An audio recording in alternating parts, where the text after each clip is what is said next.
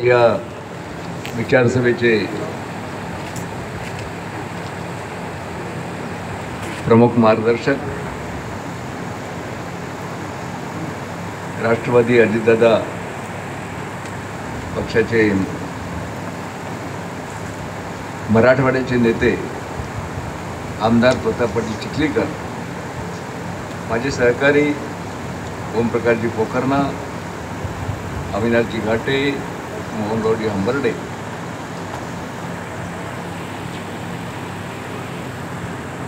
राष्ट्रवादी पक्षाचे जिल्हा अध्यक्ष दिलीपरावजी धर्माधिकारी, व्यंकटरावजी पाटील कोजेगावकर, जीवन पाटील घोगरे, सगळ्यांच्या पदाची नावं घेत नाही, खूप उशीर झाला. वसंत सुगावे, प्रवीण पाटील चिखलीकर,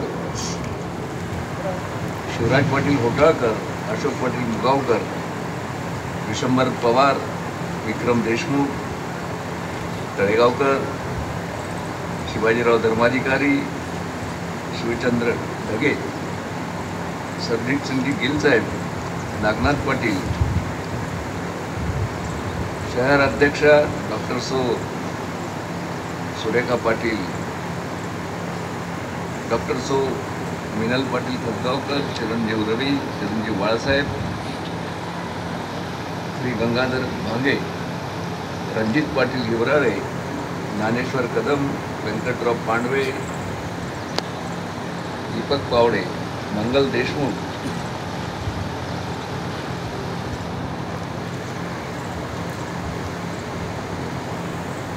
मोहित पाटील सुगावकर, बाबारावजी बाले, साईनाथ निवळे, संतोष चंदनकर, आनंदराव बिराजदार, रावसाहेब पाटील शिंदे, शिवा रेड्डी, गंगाधर नरवाडे, दिगंबर पाटील खडगावकर, दत्ता पाटील, सदाशिव पाटील, गंगाधर नरवाडे, बालाजी माळेगावे, मारुतीराव दगडे, माधव वाघमारे, हनुमंतराव पाटील बामणेकर, रावसाहेब मोहिते, बालाजी भोसले, रमेश मंगनाळे, संतोष पुयड, मारुती दगडे, नंदू पाटील रातोळीकर, दीपक शिंदे, जयराम पाटील, दत्तारी पाटील काळुगुडा, राजेंद्र पाटील, निळकंठ शिंदे, राजेंद्र कापावार, शिवाजी पाटील कृष्णूरकर, सगळ्यांची आता नावं घेत नाही, खूप मोठी यादी आहे. उपस्थित सर्व प्रमुख कार्यकर्ते आणि उपस्थित मित्र, विचार माझ्या मनामध्ये आला आणि काल तुम्हाला संध्याकाळीच आपण सगळ्याला कळवू शकलो. एवढ्या मोठ्या संख्येनं आपण सर्वजण उपस्थित राहिलात त्याबद्दल आपल्या सर्वांचे सर्वप्रथम मी मनापासून आभार व्यक्त करतो. अतिशय सुंदर भाषणं झाली, त्याच्या विस्तारात मी जात नाही. प्रतापराव येण्याच्या अगोदर काही लोक बोलले, कार्यकर्ते वानखेडे बोलले, अतिशय चांगलं बोलले ते. अशोकराव मुगाखर्णसाहेब बोलले आणि आता माननीय आमदार प्रतापराव पाटील चिखलीकर यांनी विस्ताराने तुम्हाला सर्व राजकीय परिस्थिती महाराष्ट्रातली, नांदेड जिल्ह्याची त्यांनी सांगितली. मी त्या विस्तारात जात नाही. अशोक पाटील मुगावकर म्हणल्यासारखं तुमचा माझा संबंध 1980 आहे. 1980ला जाधव मी पहिल्यांदा उभा टाकलो, म्हणजे आज 45 वर्ष झाली. आता बघा ना, आमचा जमादार रात्री आलतो तुझ्या वाडीला 80मध्ये, तोही माणूस तिथं उपस्थित होता.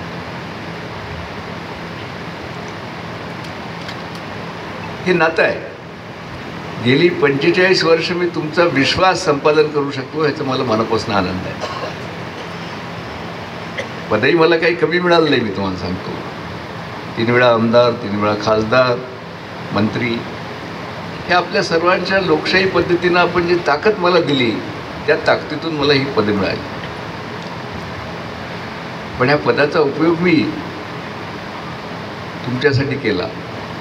म्हणजे लहान मोठी माझी जी काही ताकद असेल,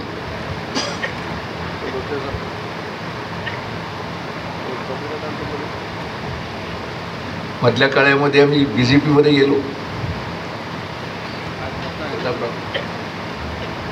आणि मला नम्रपणानं सांगितलं पाहिजे की अशोकराव पडले ते प्रतापराव तुमच्या मुळं आणि माझ्या BJPच्या प्रवेशात अरे पंचप्यारे तू पोखरणा व्यंकटराव गजेगावकर आपण सर्वजण प्रवेश केला मी तुम्हाला सांगतो.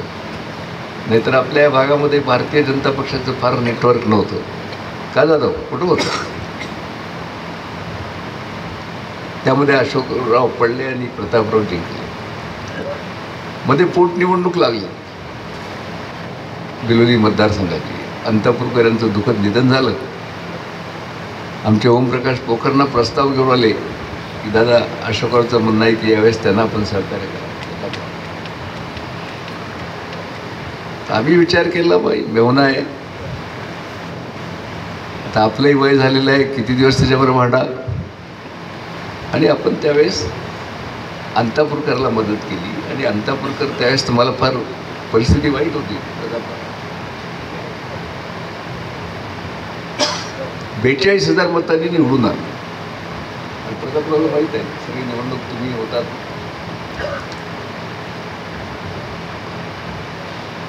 परत अशोकराव BJPमध्ये गेले. आमचा बाळासाहेब बोलला थोडंसं, दादा पुढे बोलायला भीती वाटते पण बोलायचं ते बोलून गेला. मी तुम्हाला सांगतो बाळासाहेब म्हणतं ते खरं आहे, 2 वेळेसचे म्हणजे निर्णय चुकले प्रतापराव आणि तुम्हाला त्याची जाणीव आहे. अशोकराव बरोबर मी BJPमध्ये जायला नको होतो, तो निर्णय माझा चुकला. आणि परत काँग्रेसमध्ये जाऊन उभं राहिलं. ठीक आहे, गणित केव्हा चुकतं तुम्हाला माहीत आहे. पण प्रतापराव या ठिकाणी अतिशय सुंदर बोलले. मला वाटते पोखरणा बोलले. त्यांनी उदाहरण दिलं की 3 वेळा हरलो आणि 1 वेळा जिंकलो. तसा माझाही इतिहास तसाच आहे. मी पहिली निवडणूक फक्त 250 मतांनी हारलो. म्हणून बाळासाहेब फार निराश व्हायचं काही कारण नाही. तुम्हाला निवडणुका आहेत, मोठमोठे नेते देखील पडतात, तुम्हाला माहीत आहे. म्हणून दुःख एका गोष्टीचं आहे की ज्या लोकांना आपल्याला विश्वास दिला होता त्यांनी आपल्याशी विश्वासघात केला, याचं मात्र दुःख आहे महत्त्वाचं. त्याच्यावरही मला फार भाष्य करायचं नाही. आता व्यंकटराव पाटील इथं नाहीच, स्टेजवर गेले. ते निवडणुका झाल्या, व्यंकटराव शिवराज माझ्या घरी आले. व्यंकटरावचं दुःख तेच होतं की तिथं आमचे बालाजीराव पडले होते, तुम्हाला माहीत.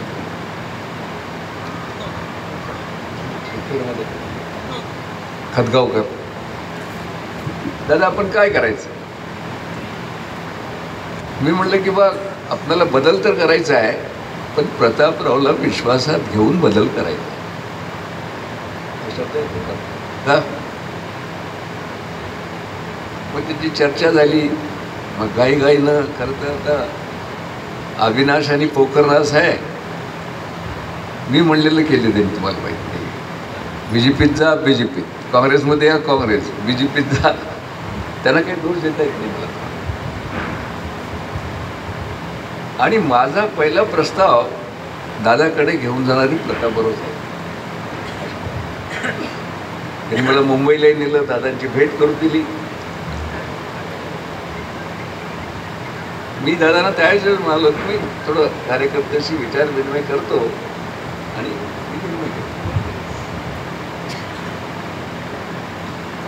हे अजितदादाचं फार मोठेपण आहे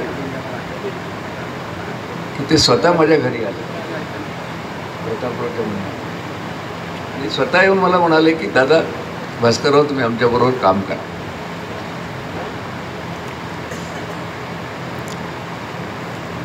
दादाच्या नेतृत्वाबद्दल अतिशय सुंदर शब्दामध्ये प्रतापरावनं या ठिकाणी वर्णन केलं. मी तिथे विस्तारात महाराष्ट्रामध्ये दिलेला शब्द पाळणारा नेता अजित पवार असं त्यांचा संपूर्ण महाराष्ट्रामध्ये लौकिक आहे.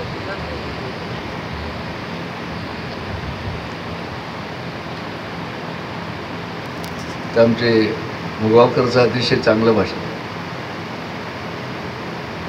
आणि ते बोलता बोलता म्हणले काहीतरी काय आमच्या निवडणुकीमध्ये कार्यकर्ते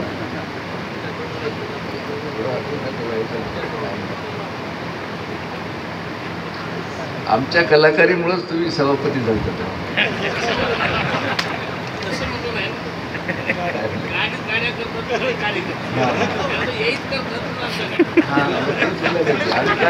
आम्ही गाड्या केल्यावर तर सभापती झाले. आम्ही गाड्या सभापती करायसाठी करतो तुम्हाला, बाकी काही गाड्या करा ते गाड्या करावं लागतं. गाड्या केल्याशिवाय तुम्हाला माहीत नाही. लोकशाहीमध्ये आता प्रतापराव नाही तुम्हाला माहीत नाही, सर्वसामान्य कार्यकर्त्याला सभापती केले, मी नाव घेतलं. आमच्या गाडीमुळे तुमचं नेतृत्व तयार होतं, पण आमच्या गाडीला तुम्ही तुमची गाडी समजू नका. तुमची गाडी आमची गाडी वेगळी आहे. आमची गाडी ही कार्यकर्त्याला सभापती करायची आहे. आम्हाला विनोदात सांगितलं मी त्यांना.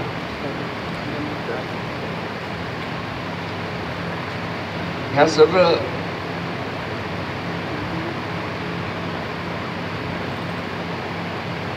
पक्षप्रवेशा आपला पक्ष नंबर 1चा पक्ष नांदेड जिल्ह्यामध्ये करू ह्याबद्दल माझ्या मनामध्ये शंका नाही. तुम्हाला आठवत असेल जिल्हा परिषद अध्यक्ष या पक्षाचा होता, ते श्रीनिवासराव ह्याच पक्षात होते.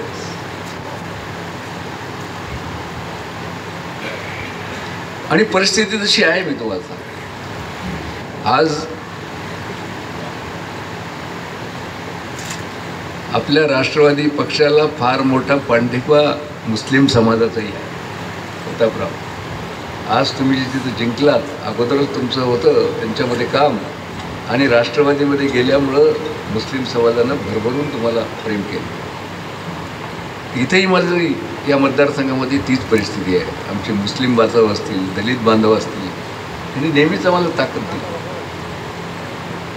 म्हणून दिलीप, तयारीत राहा, चिंता करू नको. आम्हा दोघांची ताकद आहे, पण पळावं तुला लागेल. तुम्हाला माहिती काय, मला आठवतं मी अण्णाच्या प्रवेशामधलं त्यांचं भाषण ऐकलं. कोणाचं यूट्यूबवर, दादांचं. दादा म्हणले काही पक्षाच्या सुरुवातीपासून आहेत, काही आता आले, तेव्हा पुन्हा येतील.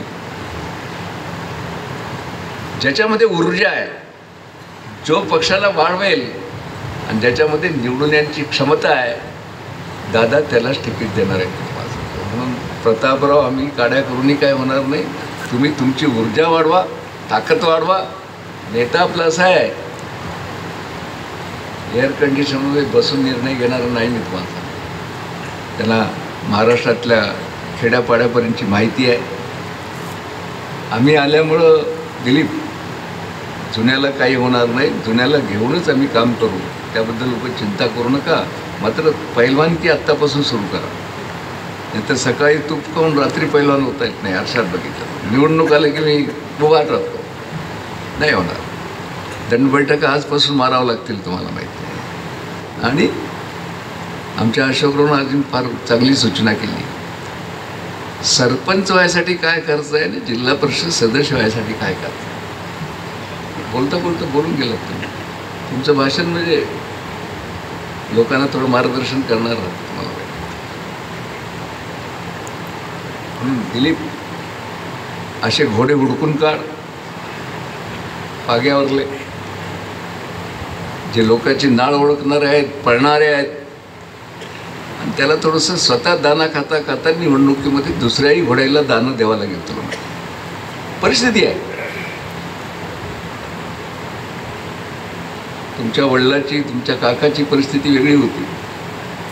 ते आमच्यापेक्षा सिनियर होते, पण त्याच्याखाली मला काम करायची संधी मिळाली. तुम्हाला सांग, आता कार्यकर्त्याला गादीवर बसून कोणतं पद मिळणार नाही. ज्या कार्यकर्त्याला लोकांमध्ये जायचं आहे, लोकांचे प्रश्न सोडवायचे आहेत, लोकांशी नाळ जोडवायची आहे आणि संघर्ष करायची तयारी आहे, त्या कार्यकर्त्याला अजितदादाकडे भरपूर संधी आहे. मी प्रवीणचं नाव घेतलं ना. प्रतापराव म्हणाले मिनलबद्दल, सो प्रणिता इतकंच मिनलवर ते या ठिकाणी पुढच्या दृष्टीनं आपण तिला शक्ती देण्याचं काम करतील, मला विश्वास आहे. प्रतापराव म्हणाले किंवा आज तुम्ही जाहीर करा. आज आम्ही जाहीर करतो, तुम्हाला माहीत नाही की तुम्ही जा, पोखरणाजी जा, तारीख घ्या, आपल्याला प्रवेशाचा कार्यक्रम नक्की या ठिकाणी मोठ्या सर्वसंख्येच्या उपस्थितीमध्ये आपण करूया.